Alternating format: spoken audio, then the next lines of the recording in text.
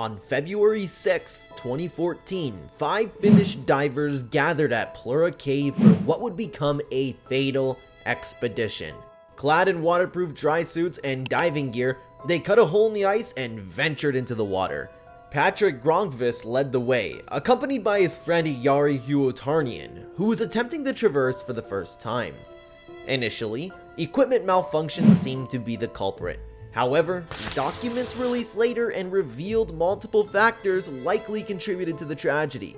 Although some details were kept confidential, the context made it clear when the reports talked about the divers. To uncover the whole story, watch the video till the end. A tragic day at Plura Cave. While exploring Plura Cave, Gronqvist and his friend Huotarinen faced a serious issue. About an hour into their adventure, they reached a depth of 110 meters. Gronqvist noticed that Huotarinen was missing and went back to find him. Sadly, Huotarinen was stuck in a narrow part of the cave, tangled in his equipment, and was signaling for help with his flashlight. Huotarinen was starting to panic, which made it difficult for him to breathe. Gronqvist quickly gave him some gas to help calm him down, but Huotarinen started swallowing water and sadly passed away right in front of Gronqvist. Gronqvist had to stay calm to avoid a condition called 𝗔𝗕𝗢𝗨𝗧, which happens when too much carbon dioxide builds up in the blood. After a brief attempt to free Huotarinen's body, Gronqvist continued his journey slowly to avoid decompression sickness. This sickness can occur if you come up from deep water too quickly. Since he had spent extra time helping his friend, he knew he'd need hours to make extra stops to reach the surface safely. Meanwhile, Vesa Rantanen and his team reached the narrow spot where Huotarinen's body was blocking the way. Rantanen had to choose whether to try to pass the body or turn back. He decided to go forward, which was the right choice, but it took him 15 minutes to get past. This extra time added 3 hours to his decompression time. Running low on gas, Rantanen had to surface early and later experienced pains in his knees and elbows, signs of decompression sickness. As Rantanen struggled to get past Huotarinen's body, another diver, Jari Uusumaki, arrived and started having trouble. It's believed Uusumaki panicked upon seeing the accident. The 5th diver, 𝗔𝗕𝗢𝗨𝗧, tried to help Uusumaki but was unable to do so. 𝗕𝗕𝗢𝗨's memories of the situation are unclear. Unlike Rantanen, 𝗕𝗕𝗢𝗨 chose to turn back and swim the long way to the starting point. He finally made it out of the cave in the early hours of the next day, after more than 11 hours in the cave instead of the planned 5-hour trip. When he reached Plura, he had to break through a thin layer of ice to get out of the water. All 3 surviving divers ended up in the hospital with decompression sickness. The Norwegian authorities took their statements and closed Plura Cave. Finding connections between caves is a big deal in the cave diving world.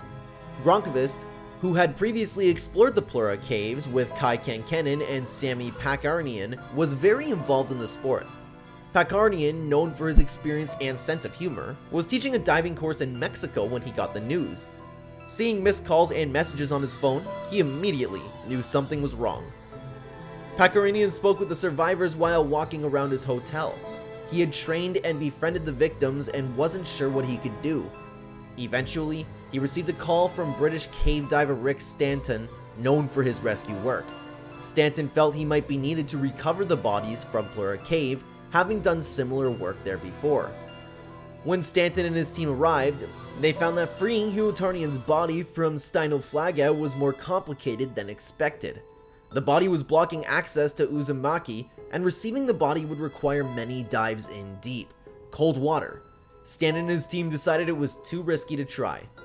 With the recovery called off, Gronqvist, who is a firefighter, promised Huotarinen's wife that they would not leave the bodies behind. He assured her they would find a way to bring them back, which would help the families with their grief and insurance matters.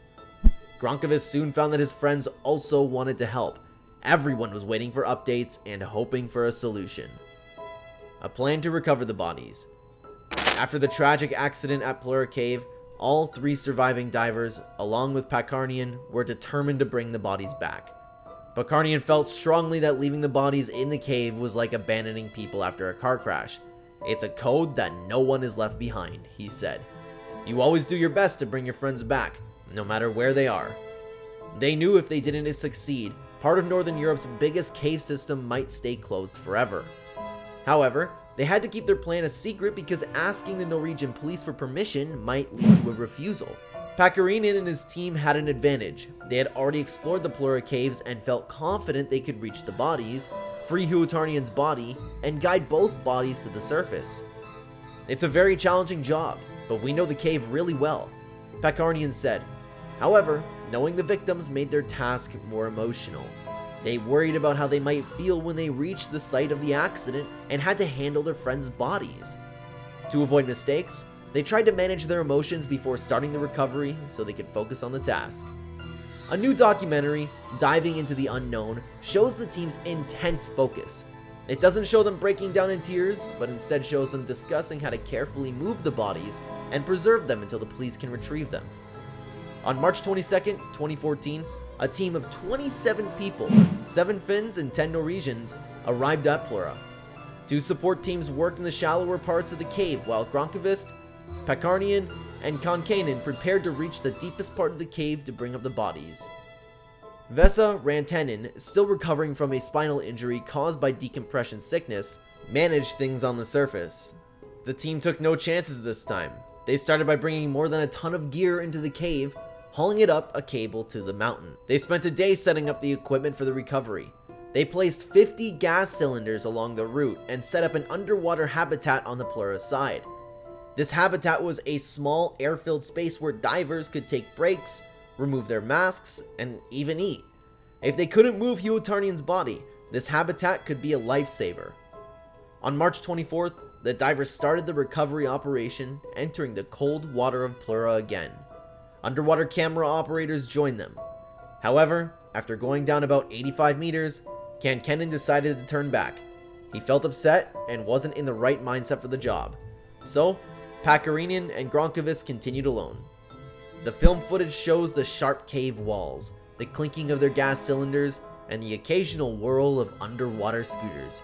You can hear their breathing, bubbles from their gear, and muffled commands. They first came across Jari Uusumaki's body floating in the water. Then, about 20 meters further, they found Jari Huotarinen's body exactly where Gronqvist had seen it 7 weeks earlier. They carefully cut away Huotarinen's equipment and managed to move the body through the narrow part of the cave. Gronqvist used a scooter to pull the body up to the surface, while Pakarinen helped guide it.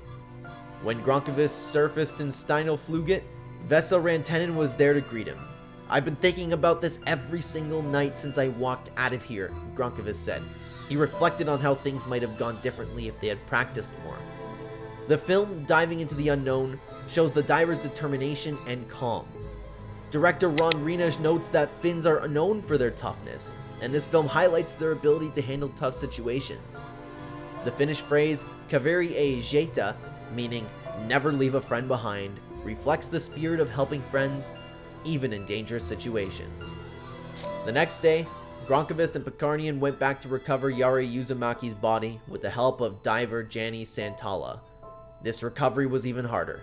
The body was more buoyant and tougher to handle, and Pakarinen almost faced disaster when part of the cave collapsed on him. Eventually, they brought both sides up to Steinafluget and placed them in the body bags from Gronqvist's fire station. The whole operation took 101 hours. The team then held a moment of silence in the beautiful cave to honor their friends. The following afternoon, they went to their local police station. Pakarinen sensed that the Norwegian police were glad they had recovered the bodies, but noted they had broken some rules, so an investigation was needed. It took 6 months before they were told that they would not face charges for their illegal recovery. The Finnish president awarded Gronqvist the first-class medal of the White Rose of Finland, nominated by his fire service colleagues. British diver Rick Santon, who had been part of the first recovery attempt, brought the Finnish team's efforts so it was well planned but very risky.